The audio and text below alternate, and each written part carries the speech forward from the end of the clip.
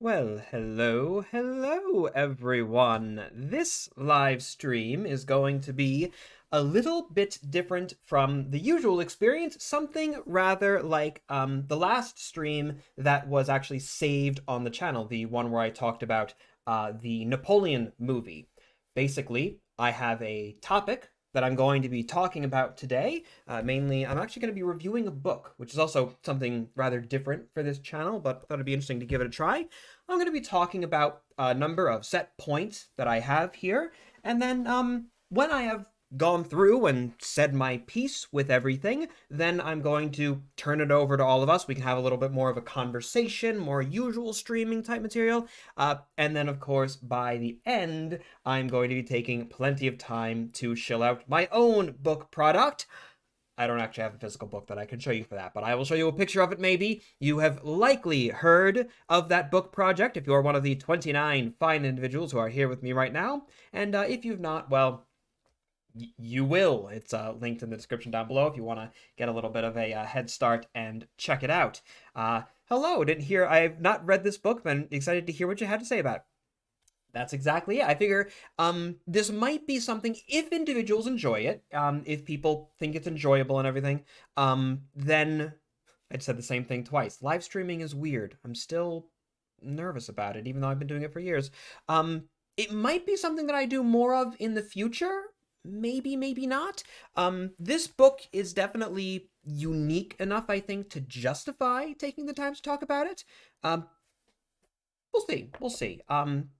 If it's enjoyable, then yeah, I'll do a number of other live streams, I think. Maybe once a month or so, every time I at least get around to reading another book, and I can talk about it in that way. But, well, in any case, that's that. So I suppose we will launch right into everything. Again, thank you everyone who is here. Where'd I get the book? Where'd I get this book? Oh my goodness, I bought this book years ago. I've had this book for many, many, many years. I think it was some library sale or something like that. I probably bought it for like 50 cents or something.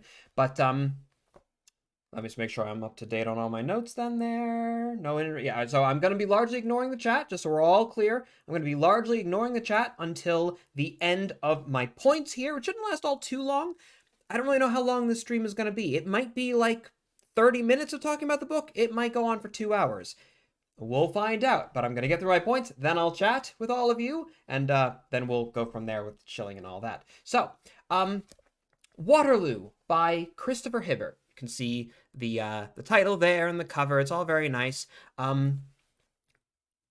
It's an interesting one, is the thing. I would say it is a mixed bag in a lot of different ways, which is actually rather surprising. As one of you was saying in the chat earlier, like you recognize the name Christopher Hibbert. I looked into the guy. Apparently, like really big name. Apparently, he is a very well-renowned historian. Has published many, many different books. Which actually rather surprised me to hear because I had thought that I recognized the name as well. It sounded very familiar to me. It surprised me because reading about his reputation and about the other books that he's published, I wouldn't have expected a piece like this to come out of him, because I don't think that saying this book is by Christopher Hibbert is really the most accurate way to describe it, right?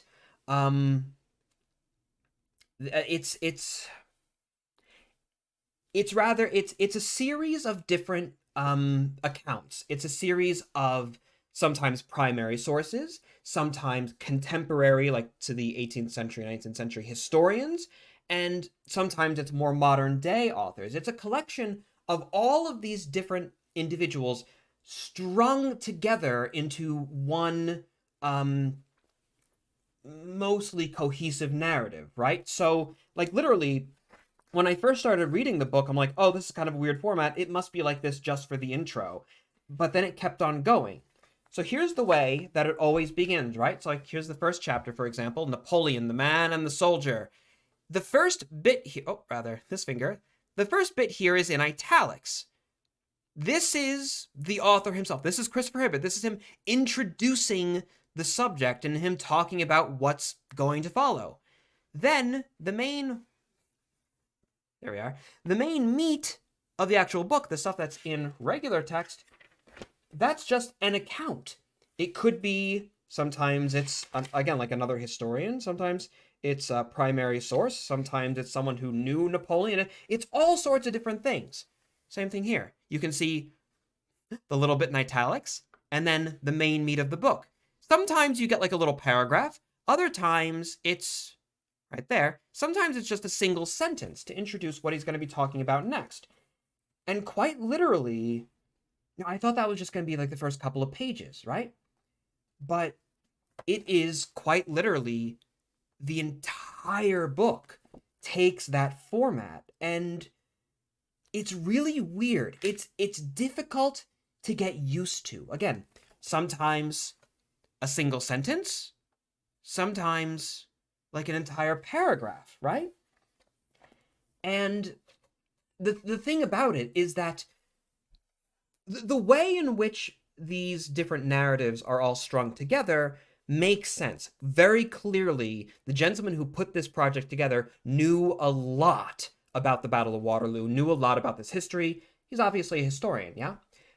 But the trouble is, like, I've never had a problem with anything that he's said, for the most part at least, in his little introductions. But the primary problem there is the accounts themselves. Sometimes those accounts are amazing. Sometimes it's like there are accounts in here that are like a primary source of like a British lieutenant like inside a square during like that big cavalry charge towards like the latter half of the battle. Like that's a really cool account to read from, right? Like one of the guys in the square. There's another account from like a Royal Artilleryman when the cavalry are coming on and they're like, all right, we got to get these shots off and then we're getting into the square. There are accounts from like French marshals. I'm like, I moved my men over here and did this, whatever. Fantastic stuff. When they link those real like primary sources, the guys on the ground, I love it. This is like an amazing book for that stuff. And I found so many different accounts that I want to go through and read in full now because I was recommended to them by this book. It does a really good job in that way.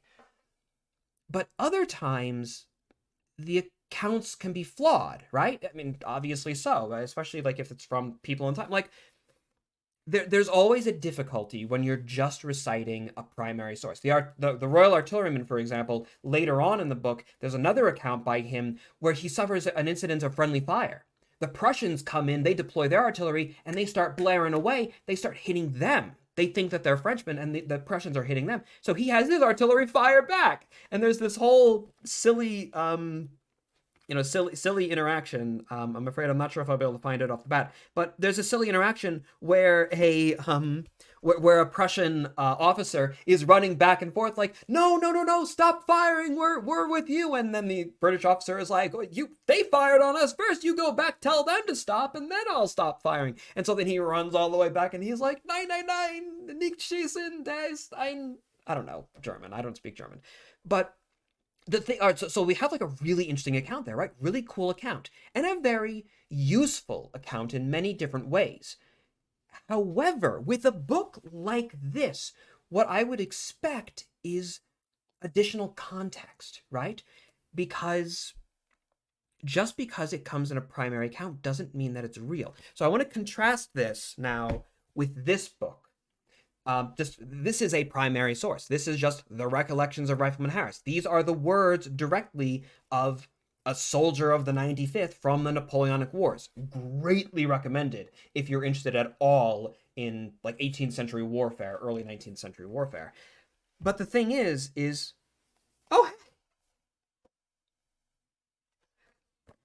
I wonder where I literally, this was not planned. I'm just like, I can talk about this. It's a good example. Christopher Hibbert.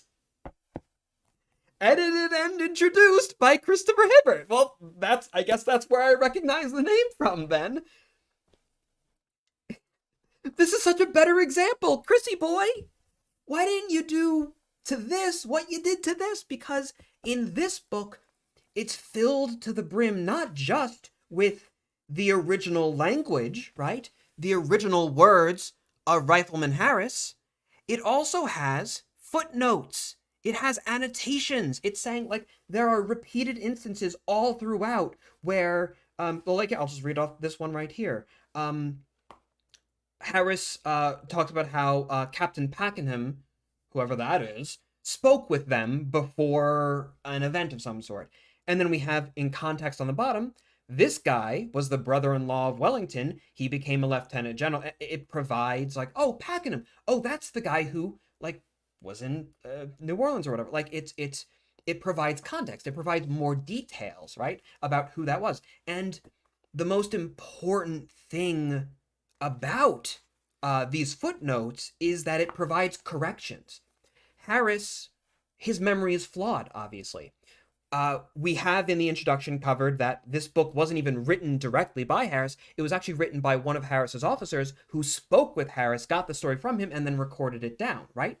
There's an introduction, a lengthy introduction to this single primary source, right? This is all introduction material that talks about that context, not merely of who Harris was, but the book itself, when it was written, why it was written, by who or whom, whatever, it was written. Harris gets things wrong on occasion, yeah? He will say, oh, yes, it was at this time that I observed officer such and such riding past us. And then in the footnotes, it'll be like, yeah, no, it wasn't that guy because he died 3 weeks earlier at this other battle. It was likely his brother or something. Like, it provides context as to, like, critique, basically, talking about Harris's memory and where it might be flawed, where it might be correct. Like, if you're gonna publish a book of primary sources or even just one primary sources, this is the way to do it, right? Because you don't have to take everything that Harris says on the tin. It provides additional context for you. Whereas that context doesn't really exist with this book. It only ever provides very brief introductions. A few days after the ceremony of the Champ de Mai, and then it just goes into another source. Napoleon would have liked to put this plan into immediate operation, but he had to await the arrival of Gerard's Fourth Corps, and then it goes into another source. A lot of times, the thing is, a lot of times, not only do we not see additional context for the primary sources, we don't see we don't see corrections to the primary source or anything like that. A lot of times we don't even get an introduction to the primary source. It just launches into it. It's only like about half the time, honestly, even less than half the time, it feels like, where we actually see him say, according to, Field Marshal such and such, or politician such, like, according to this person, he would write these words on this day in his journal, or as part of a book for popular consumption, or he was recorded as saying this in a conversation by someone else. Like, we don't get any of that, And this means that while some of the sources are really, really good, they're absolutely fantastic, a lot of times you're still kind of left desiring the more information, right? It's like I don't entirely understand the context of what's going on here, if that makes sense. And that's for the best accounts, right? Other times, unfortunately, the accounts can be flawed. The accounts can even be wrong. There's one great account. I don't know why I'm searching through it. I'm not going to look through the book to try and find the exact page. If you have the book, you'll know. But it's this one.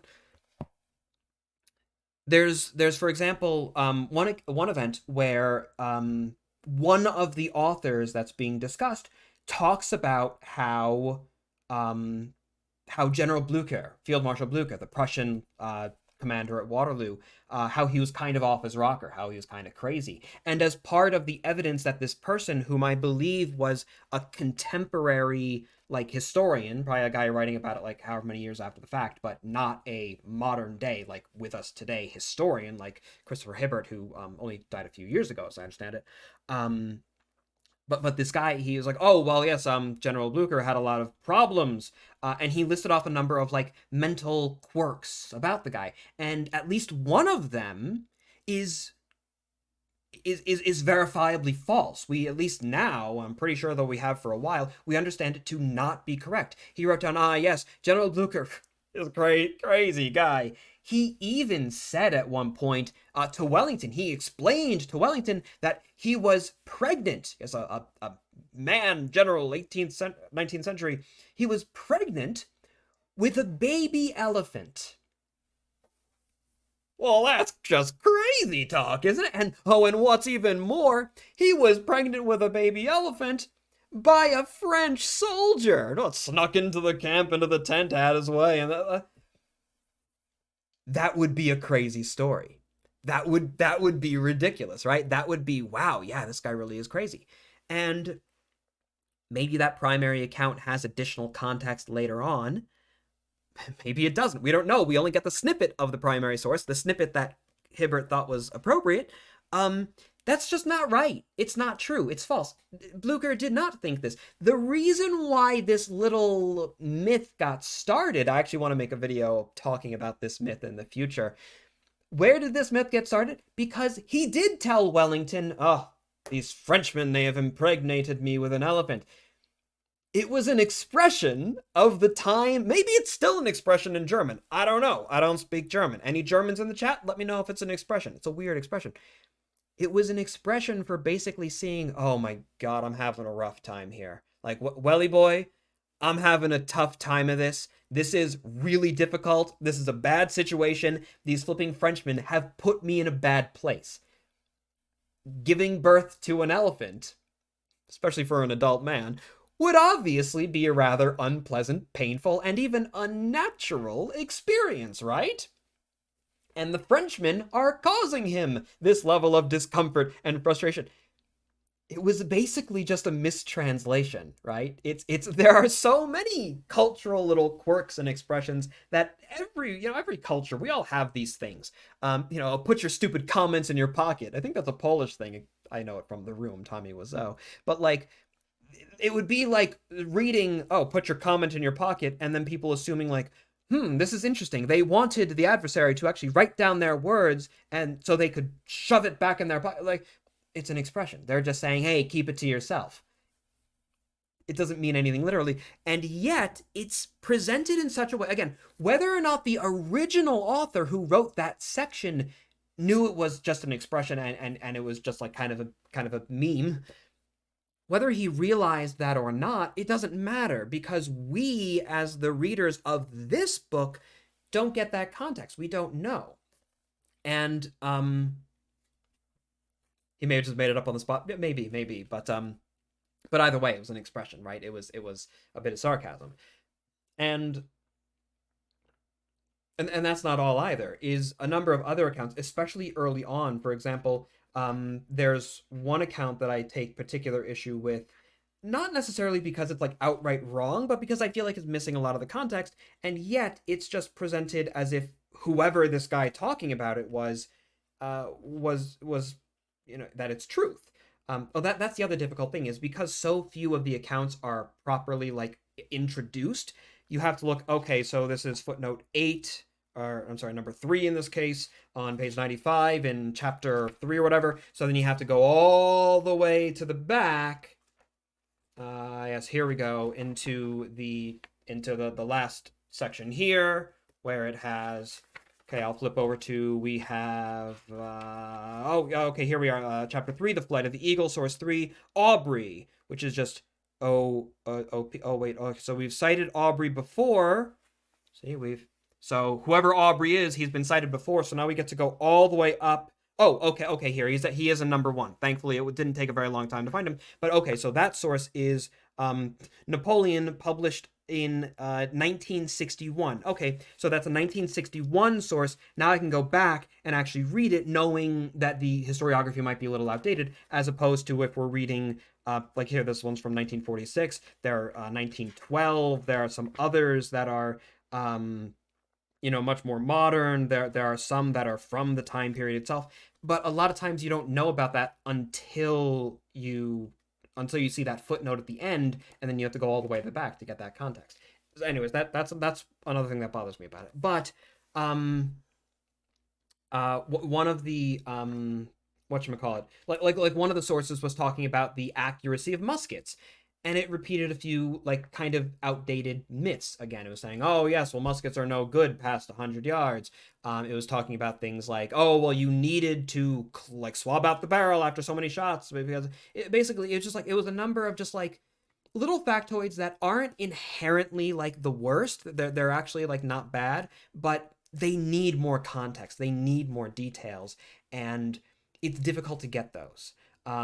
Sorry, I feel like I'm sort of like losing track of my notes here of what I was going to be talking about. Because some of the accounts are flawed, some of them are just plain outdated, some of them are good, but we don't get the full context is the thing. Yeah, sometimes the authors are introduced for the ease of knowing the context, and other times you're kind of clueless as to who you're reading. Who's like, wow, this person's talking a lot about Napoleon. Who is this person? Oh, it was Napoleon's aide, so that would explain why he knows all this stuff. Wait, hold on, but when was he writing? Okay, he was writing about it 30 years after the fact, so maybe some memories like, and you shouldn't have to do so much investigating. A book should be able to tell you, hey, here's the context of what these words are, and so here's what you might be able to take away from it, right? That's my opinion on as far as what a book should be doing. The book is emphasis. Okay, we'll move on. The thing about the book, right, is it emphasizes the narrative flow well over those specific hard facts, right? And like narratively sometimes it works, but then it leaves us wondering, right?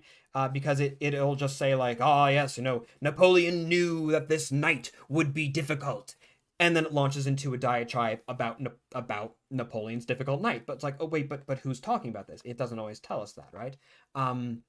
Sometimes though, at least that aids the narrative flow. But sometimes that approach doesn't even work to do that, to make it feel thematic. Sometimes it kind of disrupts the thing. It can actually make the narrative more confusing. And that's especially the case when we're dealing with things like, are they footnotes or end? I'm sorry, they're endnotes. They're endnotes, which means that it takes more time. And some of them are easily researchable, to be sure. Some of them not very, because a lot of times it'll be, for example, books that were like published in like the early 20th century.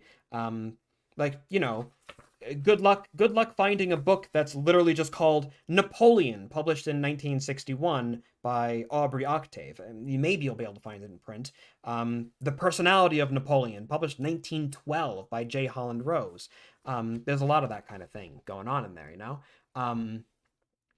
But I'm sorry, where was I? Yeah, like if we're dealing, for example, with like really, really precise troop movements and orders being sent to this general and that and whatnot, a lot of times, the way that one narrative, the way that one source, one author was sort of approaching talking about this topic, and then you change authors halfway through because that's what he needed to assemble the jigsaw puzzle of his book. It doesn't always work, sometimes it's jarring, it's discomforting, it's very strange to deal with. And I think another really big flaw is kind of in a similar way, is that there are no maps in the book. There's no images at all. There's no guide. There's none of that. And so, especially before we get to the battle, when we're just talking about the maneuvering of all the different army corps and whatnot, like across Belgium, you have all these random French. You have all these different names getting thrown out, like, oh yes, they moved to Plancenoit, and then they moved to the Belle Alliance, and then they moved over to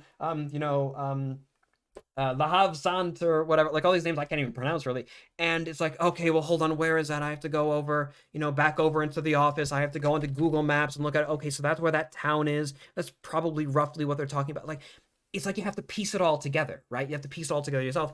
Like, it's, if you're talking about like, all of the, because that's the other thing is, some of the sources, not all of them, some of the sources get really detailed, like, the 5th Corps consisted of, 2 regiments of Jaegers, 1 regiment of Uhlans, 1 regiment of Rifle, and they were all moving over this way, that direction, this and that and the other. And it's like, I'm trying to keep track of, eventually, with a number of the sources, I'm like, all right, I'm just gonna, like, ignore that. I'm just gonna, like, okay, he's telling me how they got to where, I'm not gonna worry about that. Where did they wind up? Okay, they wound up on Napoleon's left. Because it's impossible to figure it out otherwise, right? It's impossible to keep track of it all unless you have charts, unless you have maps. Maybe that's just how my brain works, and not everyone's does, but that's, I think that would have been really, really helpful. And if you're putting together a book that's really just other people's work all strung together, that I feel like is the sort of way that you add value to it, right? So like anyone could just go and read all these sources that you're stringing together, but like reading through this super dense like 1850s history book or whatever, like that's going to be really difficult. Whereas you can step in, you can provide the context, you can provide the additional information, you can provide the maps and the charts and the anecdotes and the footnotes. What, like, that's what I would want to see, and that's the one thing that's really lacking here, Let's see here. So let's see. Yeah, all right. So the way that I wrote it down here, and I feel like it's actually pretty good, is like half the time the book doesn't seem to really be aware of whether or not it's supposed to be like a broad introduction to the topic of the Battle of Waterloo and the person of Napoleon. Like, the first half of the book is really good for learning about the man of Napoleon, who he was, what he did. It's all not necessarily like the most complicated information, but it's a great introduction, right? If you have no idea, like, what happened to Napoleon after after his exile, great introduction. Here's how he wound up back in Paris. Here's how he wound up back being the emperor again, right? But other times, again, it's like, so sometimes it's the introduction, sometimes it's this like really, really in-depth book that would only really make sense if you're either already very familiar with the subject, or if you're willing to dedicate all that time to looking up other information that should be provided for you. Let's see. Likewise, oh yeah, here's the one thing, right? Here's the one thing that really got to me sometimes, is sometimes the authors that are being presented will have very, very, I guess I should hold this up so that people can see it. Sometimes the authors being presented will have very powerful views on these different events. Sometimes then other sources will provide counterpoints and other perspectives, other arguments about those things. But other times they don't. Other times we only get to see the one argument and we don't get to see any of the others. And it has, unfortunately, especially towards the end, this book has so many historians in it, the kind that just kind of drive me up a wall. All these people who are like, oh yes, well, you see, Wellington's main mistake in this campaign was this, that, and the other. Oh yes, Napoleon was quite skilled in this one way, but it was a dire error that he made here and there. It's like, shut up.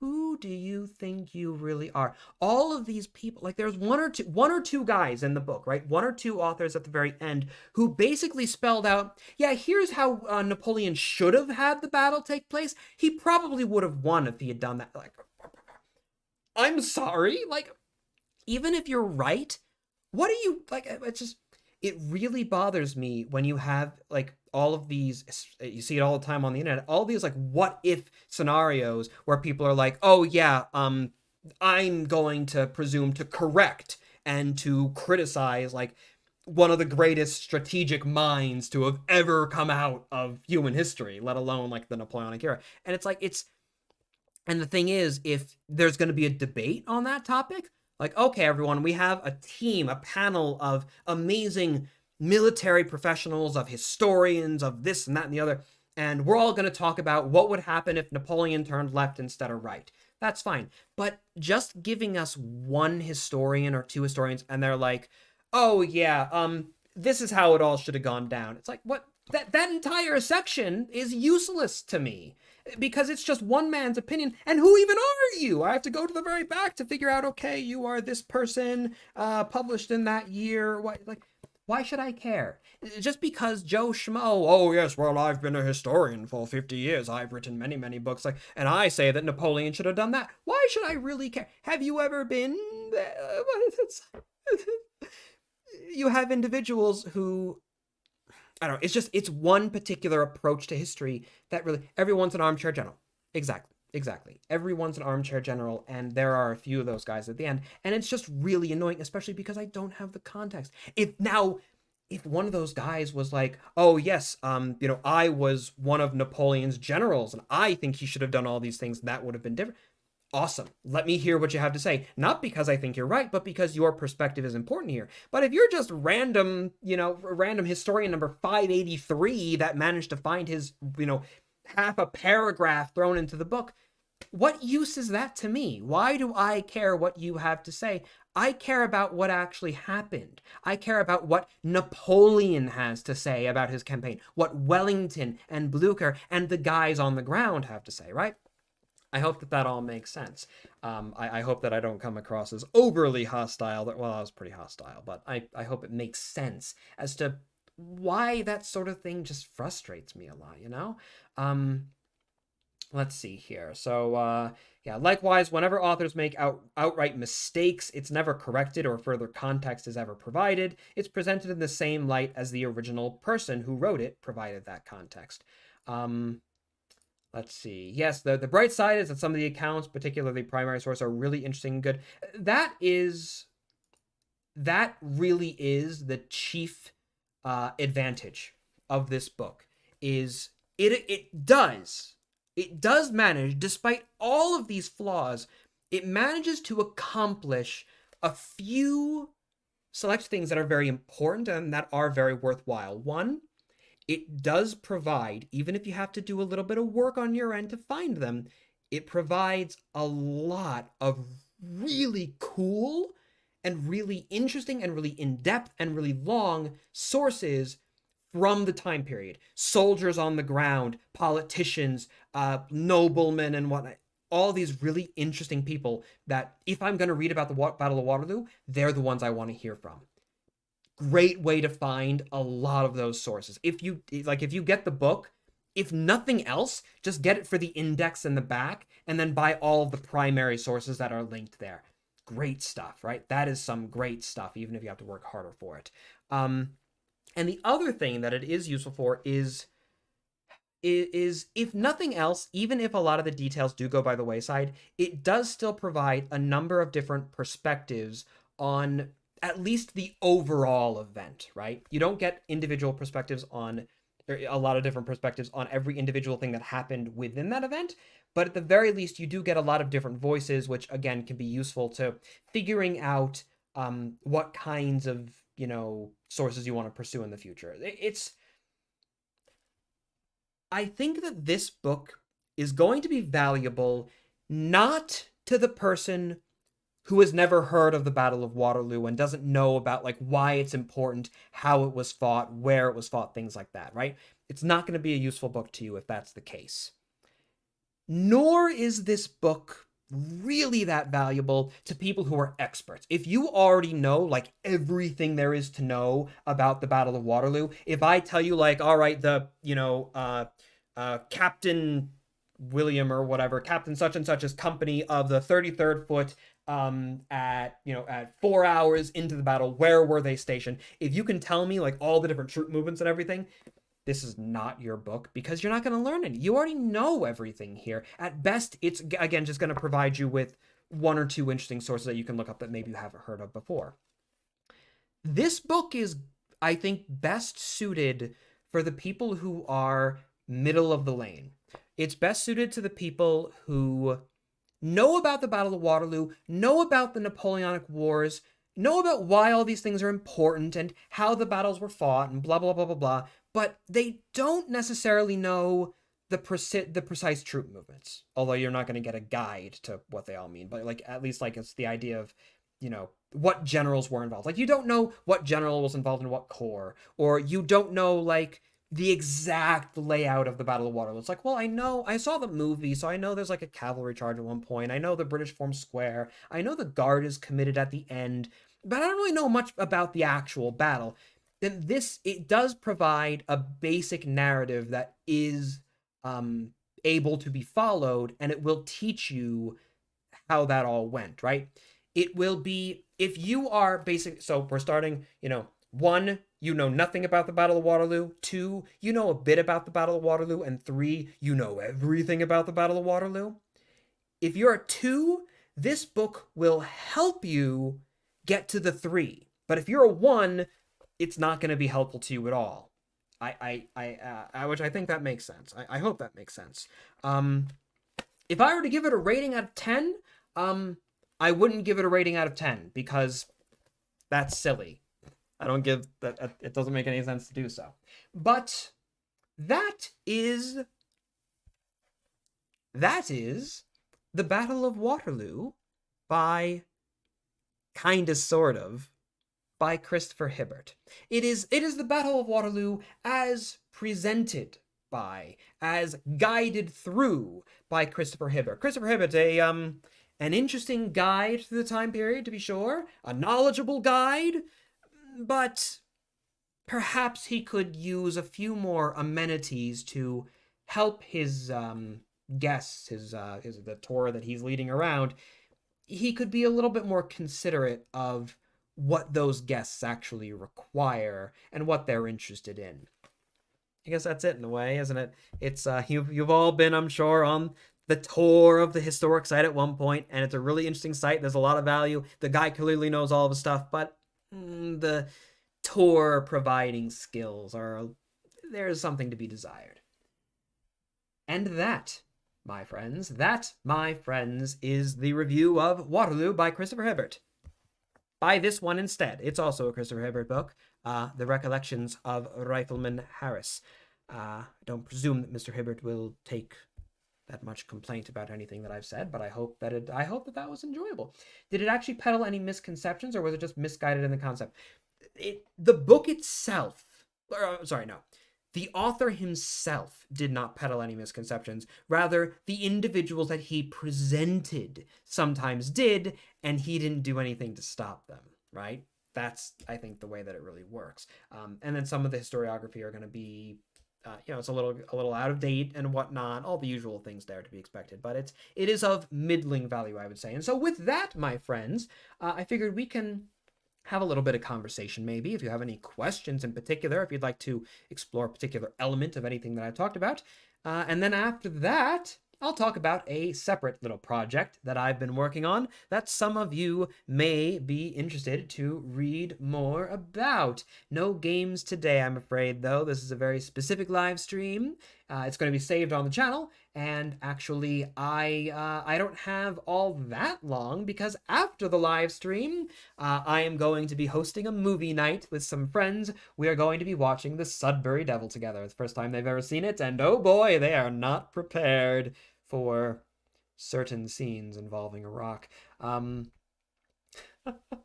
So it's a mixed bag because of the inherent issues of just letting a bunch of different experts speak out. I've seen that with other collections of essays on a single subject. Indeed, and indeed, that actually speaks a little bit to what my project is going to be, because it's very similar, but I hope to avoid some of those pitfalls. Do I know any good sources for British cavalry at Waterloo besides the Union Household Brigades? I really don't, I'm afraid, no. And I don't believe that there's anything like that in there. There's not a lot of cavalry sources in that book. It's mainly infantry and artillery whenever there's a primary source. The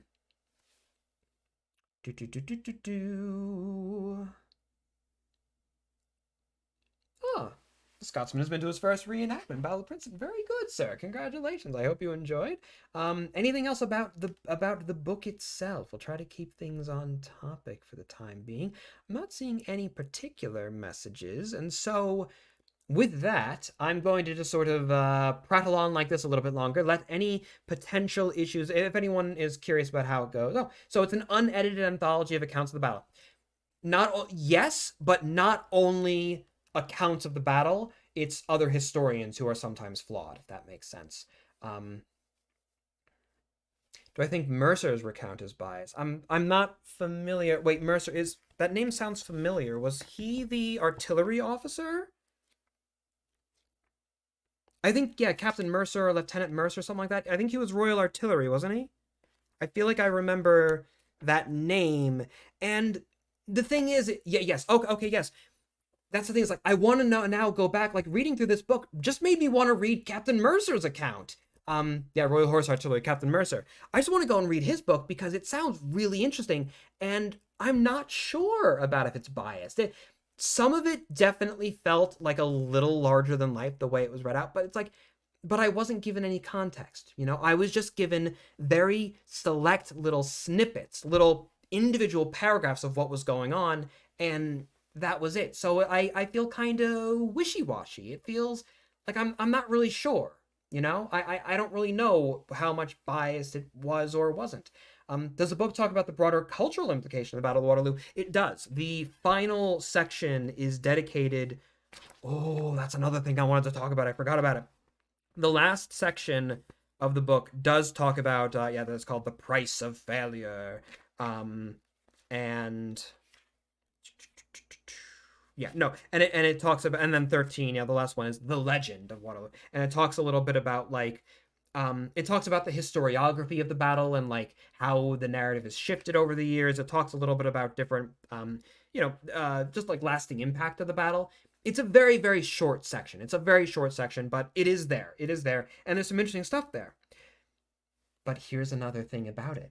Here's another flaw of presenting presenting other historians, other historic sources, but without annotating them, without editing them, without providing anything.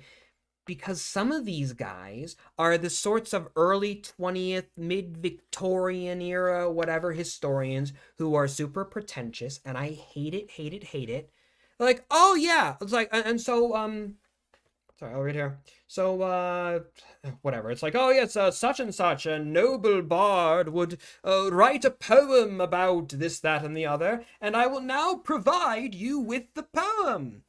Yeah, well, that's great, except, one little problem, I don't speak French. Oh, yes, and well, you know, as they say, Romanus eunt domus, ha, ha, ha, ha. It's like, I don't speak Latin. What, provide me with a translation, please, so that I may also enjoy the book that I bought in English. It is so and, like, literally, actually, it left a sour taste in my mouth because the end of the book, look at the last page. Literally the last page, like a quarter of it is just in French because it's a guy who's referencing French poetry about like the battle and about Napoleon and his life and all that. But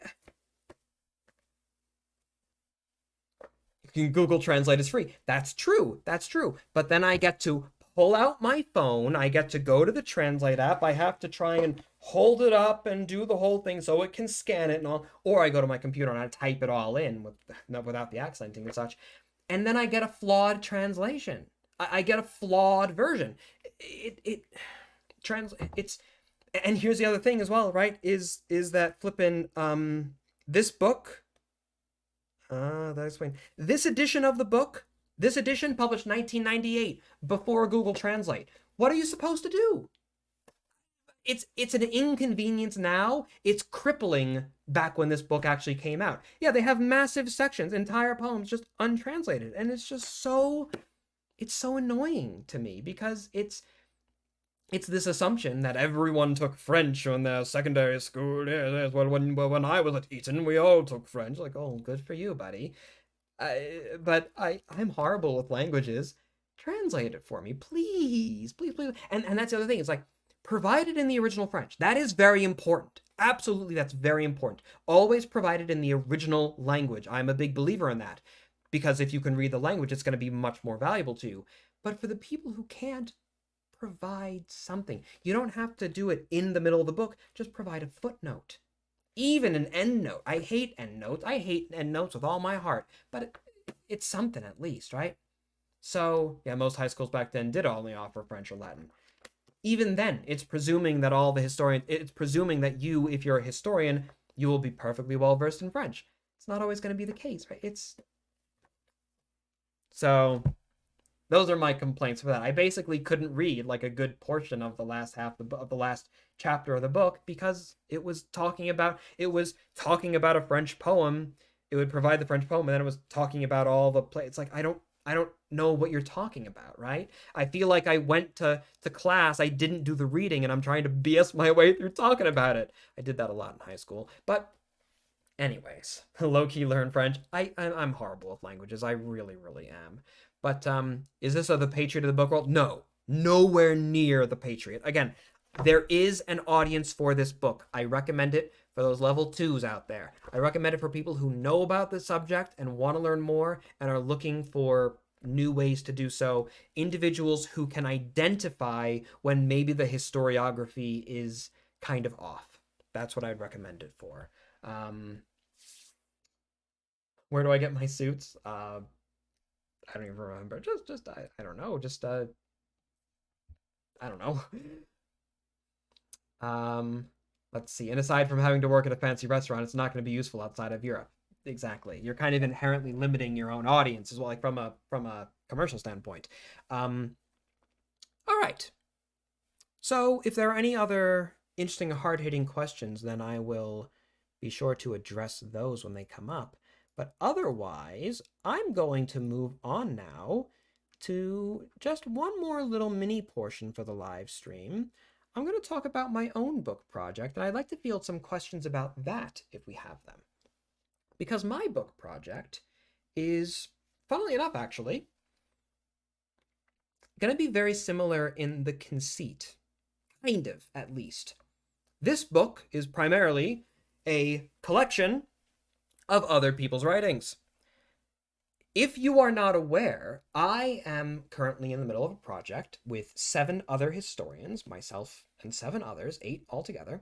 I'm putting together a book that's going to be it's going to be called Something Like Philosophy, being a symposium of military privation and suffering. If you click on the link in the description down below, you will find a page where the book's actually available for pre-order, which is much appreciated because I have to pay those 7 authors $500 a pop. It's expensive, and for their contributions. But the entire idea is that we have all of these different authors who are going to be writing articles on subjects of their own choice within the broader topic of the broader theme, I suppose you could say, of military privation and suffering. So, I'll just read a little bit from the thing here. It says, a single volume of Something Like Philosophy might provide insights to the psyche of a Roman soldier, guide through the memoirs of a Napoleonic musketman, or delve into the post-war life of a Vietnam Marine.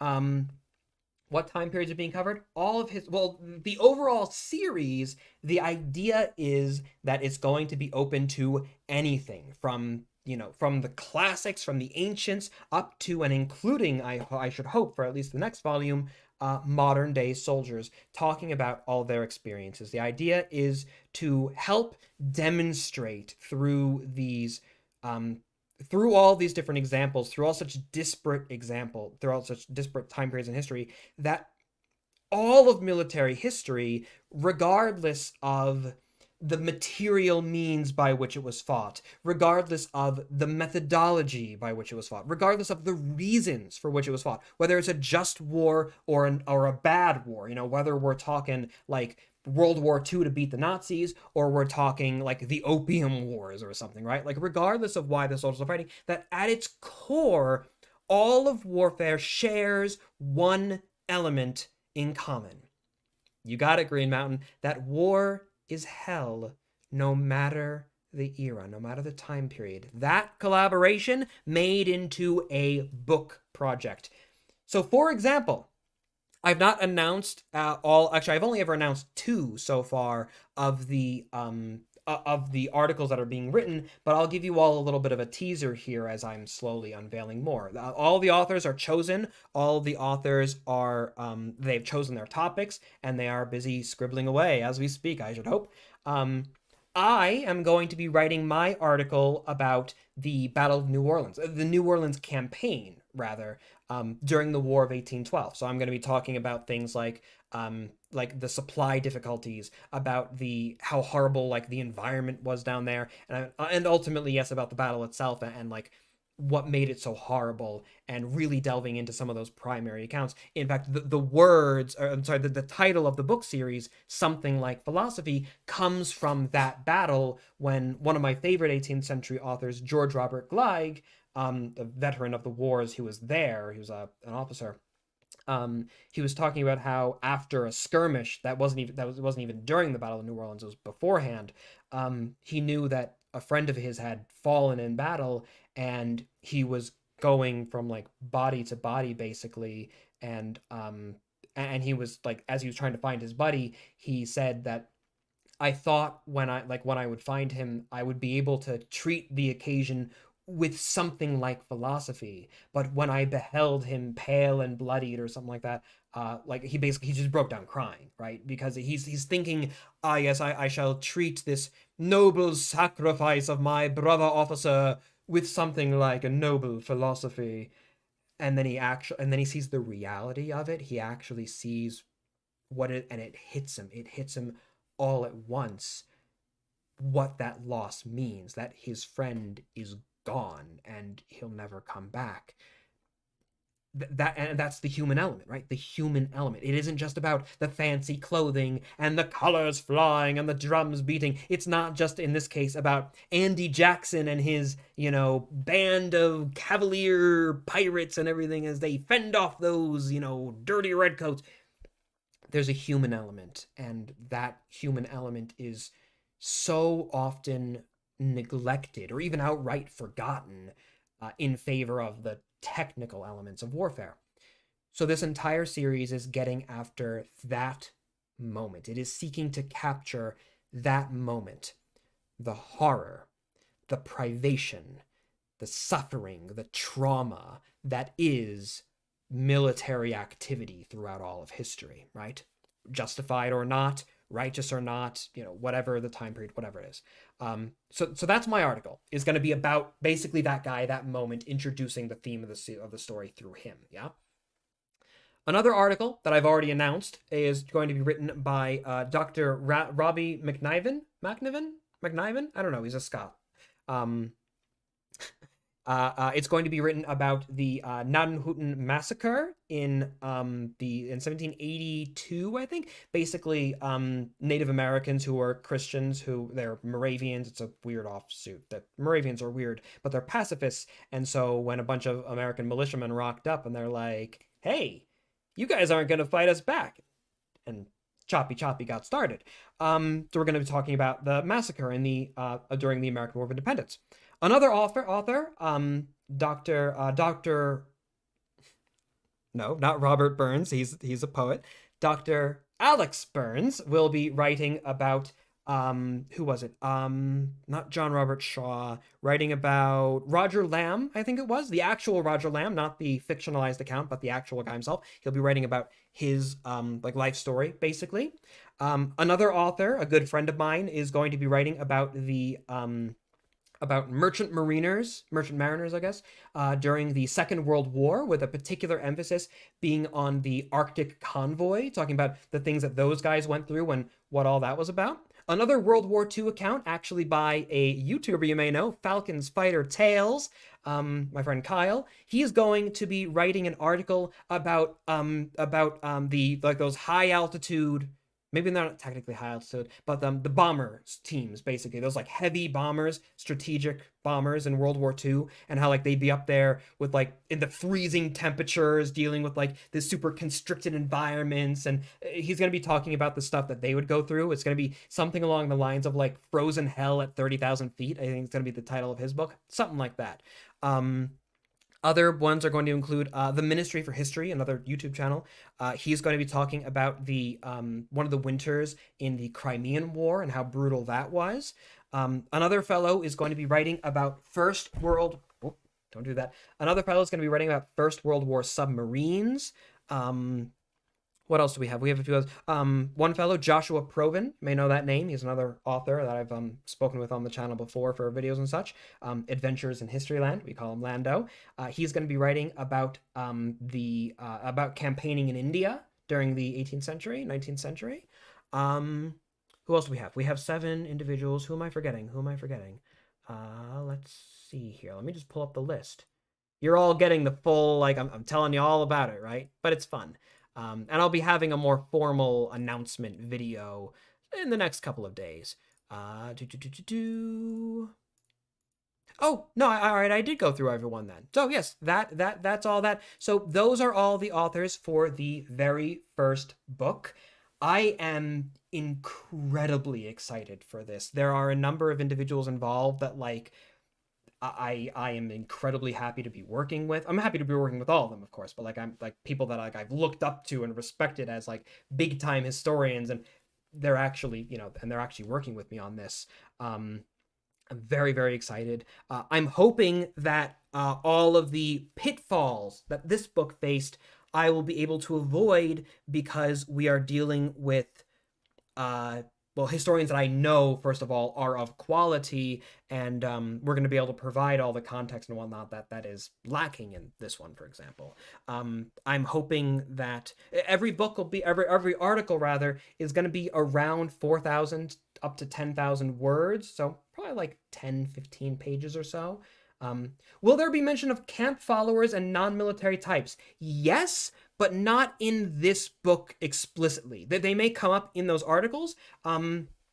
Depending on how the pre-sales go, I might even be able to take on another author. I'd love to get more into that, but it might not happen for this first book just because of the way things worked out. But in future volumes, absolutely 110%. I really want to get those perspectives in there. I want to delve more into the lives of civilians, just outright civilians. Like in the little like preview bit here of like just examples for the pre-sales, I say like a good example might be the life of a Chinese factory worker during the warlords era. I would love to get perspectives like that in future editions.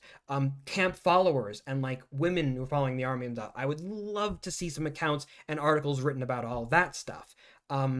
Literally anything under the sun, if it falls under the category of, again, military privation, suffering, trauma, horror, in any way, I want that as an article, right? I want to see that included. I'm hoping that this can become a long running series, right? Will you include the U.S. Civil War in a future volume? I hope so. I'm hoping that we'll see some Civil War stuff in future. I'm absolutely hoping that we can see some medieval stuff in future and ancient stuff. But all of it really is, it's based around hopefully getting enough sales initially to where I can justify getting another volume, and another one and another one. I hope in the future to have up to 10 authors per, but well, I'm gonna have to see how much I'm able to afford. How much I'm able to afford paying them, of course, based on the sales and everything. That's the other thing is I had no idea where this was going to go. So I offered $500 to all these authors, right? That's 7 authors, not including myself. That's $3,500. Maybe based on the sales, I might have to reduce that payment in future. I hope not, but if I have to pay like $350 or whatever, I'm sure that would also be acceptable. But we're going to see. I'm going to see how the numbers go. I'm going to see what the margins look like. I'm going to see what the costs are for printing it and shipping and all that thing, right? Let's see, I'm sorry, there are a few other comments. Will the book be available in public libraries? I go to my own once a month, and I hope to see it there one day. I'm not sure. So the way that I'm going to be publishing, someone else asked me this as well. The way that it's going to be published, at least at first, is just outright self-published through Amazon KDP. It'll be for sale as just a regular old, here, I have another book. I'm not sure, it may be even packed away. I'm packing a whole bunch of stuff up. It'll be self-published as a print-on-demand book, right? So I'm not expecting that it's going to wind up in a lot of libraries and in bookshops and whatnot. I would love for it to. That would be spectacular. Depending on how it goes, I would love to approach traditional publishing for it. I'd love to. I would love to approach different museums and bookstores about getting it in their shops, etc., etc., etc. Honestly, you could charge more for the pre-order for real. It's going to be worth way more than $15 minimum. So, the initial pre-order, as of right now, there are 16 copies left for pre-order at the $15 minimum price tag, right? What are the odds of me signing copies? We could talk. I could look into that. The thing is, it's not only me. I'm only one of the authors. I'm only, 1/8, whatever percentage that is. I'm only 1/8, 15%. Horrible numbers. I'm only 1/8 of the actual work, so like me signing it might be kind of, I don't know. I mean, I'd be willing to, I suppose. We could talk. Probably for an additional fee, just because I'd have to have it shipped to me and then ship it out to you. But yeah, that's possible, I suppose. I can look into that.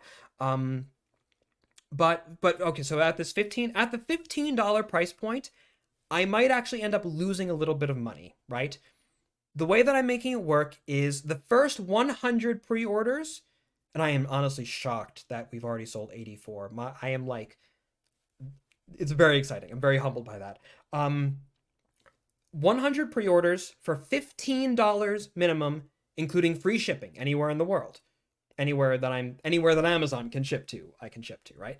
$15 minimum for the first 100. The next 200 after that are going to go up in price. So after the next 16 are sold, I'm going to make, oh, in fact, hold on. One just, hey, there you go, Green Mountain. Thank you very much. He just made an order, my friends. Now there are only 15 copies left at this price. After those 15 are gone, I'm going to increase the price to $17. Patrons at that point will receive a discount code that'll put it back down to 15 as the minimum, but otherwise the minimum will be $17 for the next 200.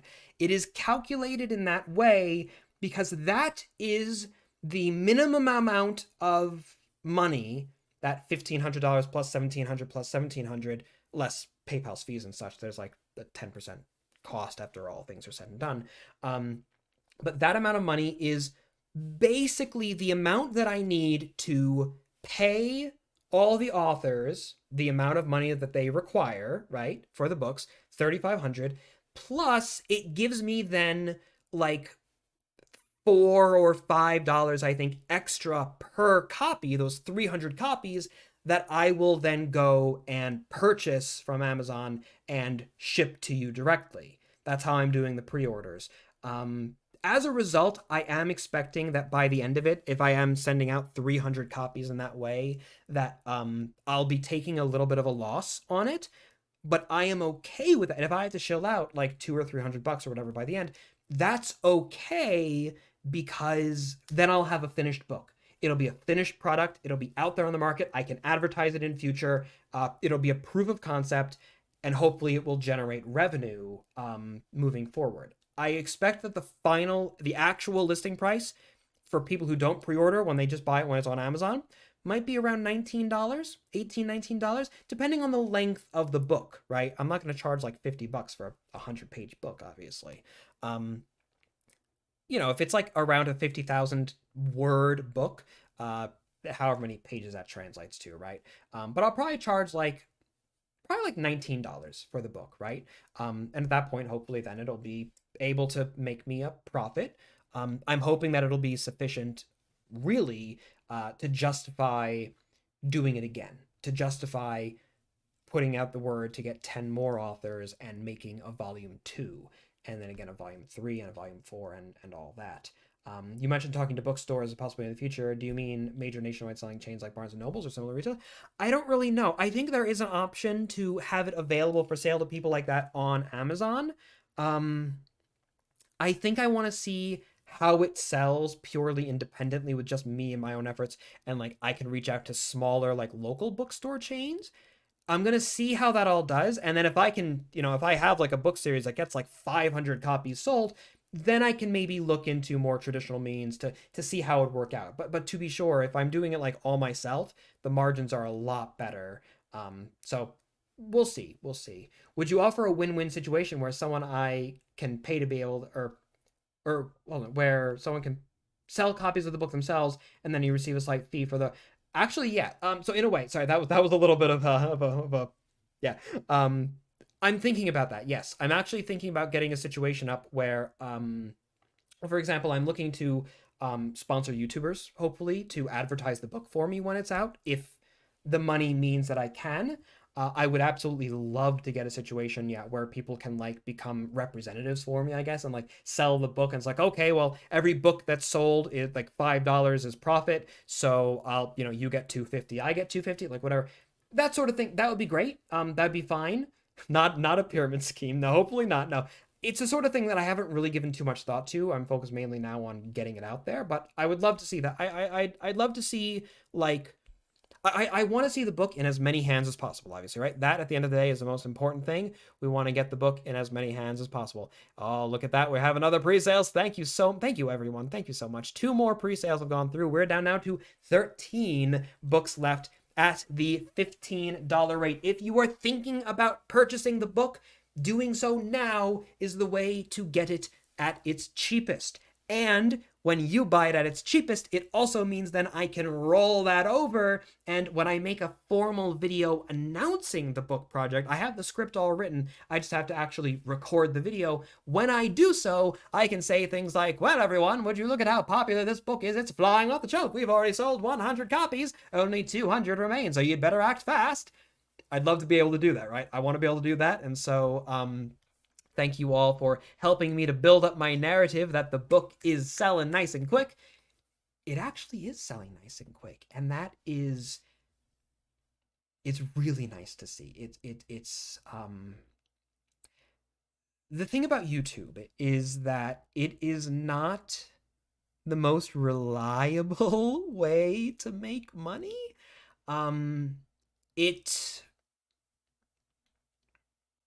It's inconsistent. It's very, very inconsistent. And I am hoping to get myself over the course of the next 5-10 years, I'm hoping to get to the stage where YouTube is the side income. Yeah. YouTube and YouTube videos, I'm not having to do things like sponsorships because YouTube is the way that I get eyes on my other work, on my other projects, on my own books, on anthology books like this one, on, speaking sub, getting eyes on things like board games. The board game is pretty much complete. I just have to do playtesting to get all the numbers finalized, all the statistics, all the balancing. Once that balancing is done, I just have to write up the rules in a way that is cohesive for new players, and I'm very nearly there. Oh, and I need to get art assets. I'm speaking with a company about potentially doing that, but the board game as well is very nearly completed, and I'm hoping that that'll be the same thing. Would you offer merchandise that could save you large blocks of quotes from the book? I don't think so. No, I don't. The closest that we have is if you look, I don't know why I'm saying look up there because you've all seen it in videos. The poster here. The poster is the same artwork that's on the cover of the book. And that's already for sale if you're so inclined. I think it's a fantastic piece. War is Hell, Battle of Bunker Hill. So yes, that's all the idea. Will I be shipping to Canada? Yes. If Amazon will ship to you, I should be able to ship it to you. And worst case scenario, if I am not able to ship, if you pre-order and I am not able to ship you the book, I will obviously give you a full refund for the price that you paid, and I will and I'll at least get you a PDF. Everything that I can to get you the material. So yeah, no, probably not North Korea. I don't know if I'd be able to ship to China, actually. That's a good question. I'm not sure how that would work. But yeah, I will, like I said, I expect that because I'm offering right now for $15 with free shipping. I think shipping is primarily where I'm going to be losing some of that money, but that's okay. The primary objective really right now is to get enough capital that I am able to pay the authors and create the book, right? Are the books autographed? So they will not come automatically autographed because I'm just going to be, I will never see the full inventory. When you fill out the pre-order form, you know, you're including your like billing address, your shipping address. And so I am just going to be mailing it directly. I'm going to order it on Amazon and have it shipped to you right from there. That being said, if people really want it to be a signed copy, then I could possibly put something together. I could just have it shipped to me. I could sign it, and then I'll just charge you like the difference of the shipping price at that point. Maybe. Well, I'll have to look into that. I will, when the book is closer to being released, I'm going to send emails out to everyone who has already bought a copy. And if it's possible to get a signed copy, I'll include details then. In the same way that I'm going to ask in the email, like, hey, just to make sure this is your shipping address and all that. But no guarantees. I will not guarantee that. Do not go and spend like, $25 on a pre-order instead and being like, oh, well, Brandon, I want you to sign it. I paid extra now. It's like, well, part of the equation was that some people are going to pay more. And so that was, don't go and do that. If I'm able to sign it, that will be a separate conversation at a separate point. Will I ever do autograph meet and greets, historical events? Or I would love to. Absolutely. I would love to be able to do historical, like meet and greet type thing, go to reenactments or whatever. I'd love to get a table set up at historic events one of these days where I can sell the books. Absolutely. I would love to be able to do that. Absolutely. What would you do if one mysterious author appeared and gave you the best essay you've ever written and disappeared, and then you dug deeper and found out the writer went missing a century ago? Well, I would assume that someone just emailed me a PDF of a primary source, and that doesn't really... So, I don't know. When am I going to Boston again? I might be in Boston in August, maybe? Hard maybe. No guarantees. Can't say for sure. I'm sure you could charge more than just the difference in shipping price. It's a collectible. Collectible. Well, that's a very, very noble way to put it, I suppose. I appreciate that. Thank you. So, other than that, I suppose, yeah. Are there any other particular questions about the nature of the book, about like how it's going to be working out, how it's going? Oh, right. That's something I wanted to mention. You actually reminded me, Levi. Thank you. Vermont, I would, I would love to be able to do something like that, but alas, I am going to be 4,000 miles away in April. I'm going to be doing some traveling. For future editions, I did not do it for this one because this is the first edition. I wanted to be very careful about who I brought in. I wanted to approach individuals directly about all these things. But for future editions, I am hoping to open up applications, right? Here's another really important, really big thing about... There we go. Lucas hit the nail on the head. How am I selecting the authors?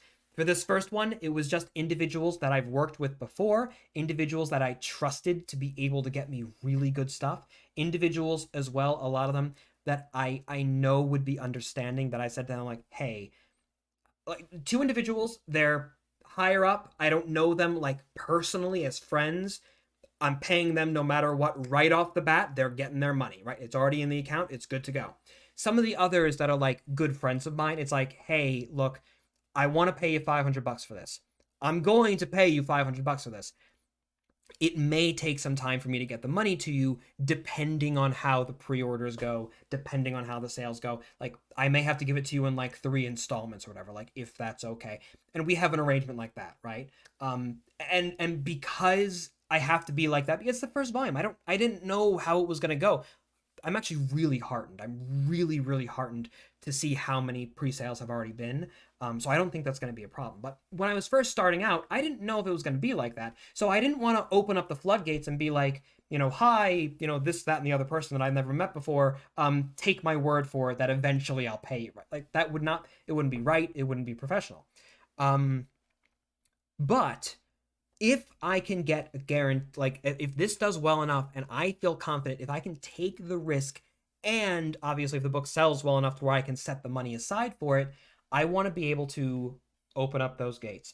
I want to have an application process where individuals, be they a professor of history, tenured of 15 years plus teaching or whatever, whether they are a reenactor, whether they are a recent high school graduate who's looking to go to college to learn about history and they're just really passionate about the subject, whether one friend of mine, who's the guy who's writing about the World War II convoys, he's not a historian at all. He works in a warehouse, but he's long been fascinated by history. He loves history. He's a good writer. I know he has he's able to do this stuff. He just doesn't have like the official qualifications to do it. He's going to be involved as well. I hope to be able to get a wide variety of different individuals, all being able to share their perspectives on this overall topic in a way that they so choose. And so what I hope to be able to do, let's just say that volume 1 is a success. It's a great success, and I'm able to fund volume 2. Volume 2, then, I would hope would have 10 authors that I invite. Maybe myself as well. Maybe I read another article. Maybe I don't. I'm not sure. But I invite 10 individuals. 5 of them are individuals that I reach out to directly because I have a whole slew of names that are like, I want you, I want you, I want you, I want you. I will reach out directly, be like, hi, would you be interested in working with me on this project? The other 5 would be open to the public. I would make a video announcing what the project is again. I would have a Google form. I would ask for resumes. I would ask for examples of people's prior work. And I would ask for a project proposal. I would ask for you to tell me what you are going to be writing about. And I will accept 5 individuals from the public to write articles for me, and I will pay you for that article. That's the idea. That's the hope. Did Chris play a part in the book? Not in this version, I'm afraid. He was a little bit too busy to really find the time to write the article, so he's not involved in this one. I also already had 2 other people writing about the American War of Independence. I don't want to have too many. And so I gave Chris first right of refusal on the next one. A few people have first right of refusal on the next one because they couldn't be involved in this one. So one day, a 10-year professor of history at Colorado University could reach out for a part in the book. Absolutely, absolutely, he could. What's the scope of chronology? Will it be 18th century only? No. Lucas, I actually talked about it earlier. I don't think you were here for it. The earliest ones are the American War of Independence. The latest one is World War II. And it's going to span everything in between. There's an article about the Crimean War. There's going to be an article about World War I. There's going to be an article about the War of 1812. That's going to be mine, so on and so forth.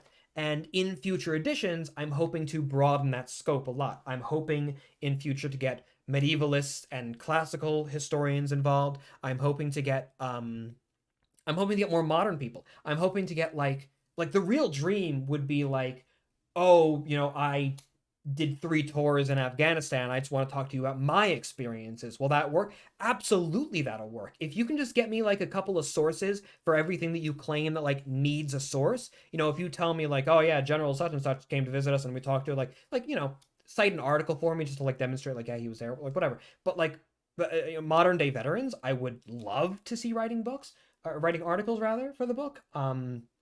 Yeah, everything, literally everything. I would also love to see more geographic variants. This first book, I'm afraid, definitely is going to fall into the Eurocentric trap. Only one guy is, or well, maybe like 2 guys, but 2 of them are going to be writing about like American stuff. Oh no, 4, because the American War of Independence, that's American. But everything, it's either going to be European or American, really. I'd love to see stuff about, hey, Lucas, I'd love to see some South American stuff. Talk to me about, I always forget the name. That one big war with Colombia, whatever. I'd love to hear more about South American history. I would love to hear about Asian history. I want to hear about flippin' African history. I want to get into all that stuff. So yeah, no, absolutely. I can give a firsthand account of my grandfather's time in Vietnam and give you it to a furrowbone. Well, it's I wouldn't want it to like just be like if it's like that, I don't want it to just be like you're telling the stories that he told you. It's not quite what I'm looking for, but that could be the basis for an article. Absolutely. If you could get like a number like a couple of good paragraphs of like his story and like add context to it, like yes, I think that's the sort of thing. I won't make any guarantees about what would definitely be accepted, right? I hope it's gonna be competitive. I hope I'm gonna be fielding applications from a lot of different people. But that, in principle, that kind of story, like telling the story of a relative, absolutely. That sounds just as valid as anything else. 100%. And in future, if only Australia had some mainstream history before the Boer War, my guy, Australia, heckin'. I don't know if you're aware of this, but there's a whole bunch of stuff that happened when the Europeans first found Australia. Like, there's so much stuff to talk about. Yes, absolutely. I wrote a small dissertation about the experience of British and American civilians during the War of the Pacific. That's the name. The capture of Lima by the Chilean army. That sounds awesome. That sounds wonderful.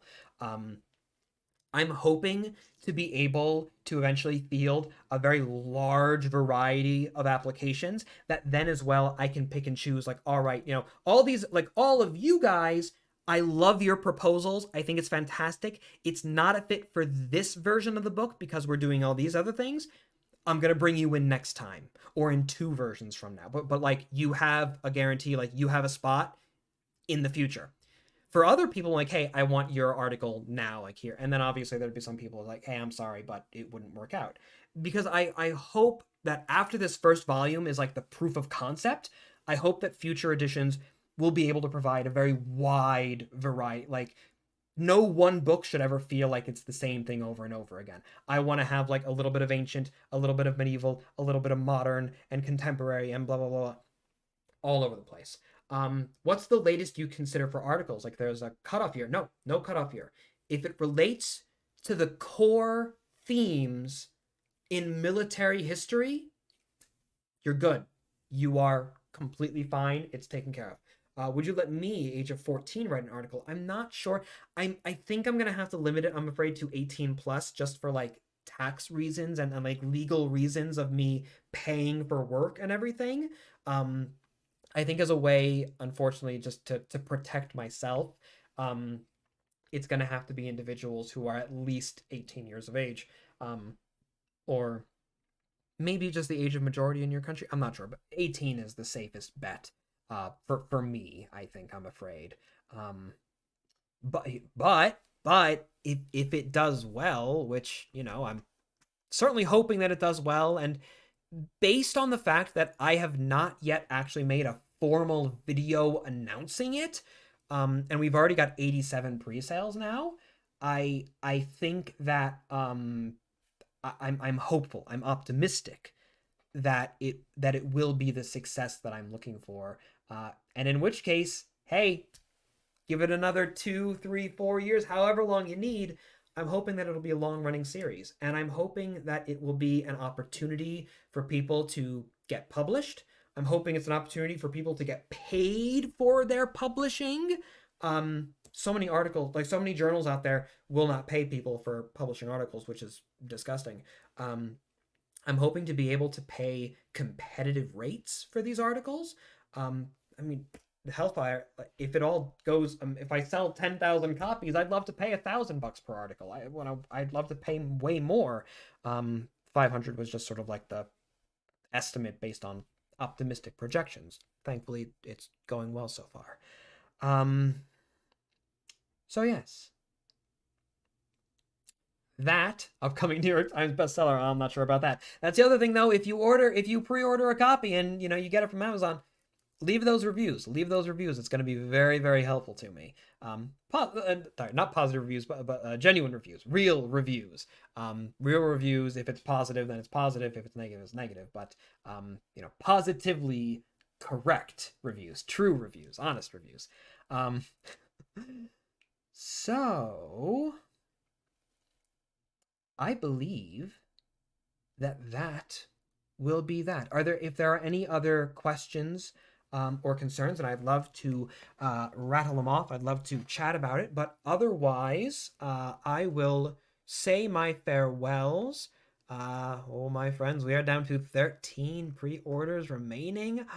Fantastic. I'm looking forward to making that announcement video and getting some of those details out there. I'm also going to include actually thankfully, some of you raised a couple of interesting questions that I'm going to be able to include in that video, as well as having talked about it here. So I'm glad that I did take some time to talk about this as well. Oh, Vermont, you're the Continental Drawer. I know you. Can I do a drawing for it? I'm not too sure about like commissioning artwork. That might be something that I look into in future. I'm gonna have to see how things work out. But I won't say yeah. I'm not gonna say yes, but I won't say like never. Right? I won't say never.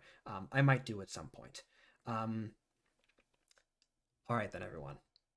Thank you all so very much for everything. Thank you very much. And this was fun. Will it have illustrations or be entirely words? Right now we're looking at it being pretty much entirely words. One friend of mine might, well, there might be some images. like photographs and whatnot for like the World War I and World War II stuff, assuming that we can get like copyright free images to include. I'd be willing to do that. Do I still run the Boston tours? I'm afraid not. I haven't lived in Boston for a while now, so I'm afraid that I do not do tours in Boston anymore. I only really actually did like 2 of them because then COVID hit and I had to cancel a whole bunch. But all right, that is that. Thank you all. And I'm going to say my farewells. Bye-bye. Boop. Oh, my voice is all dry because I've been talking so much. Boop. There we go.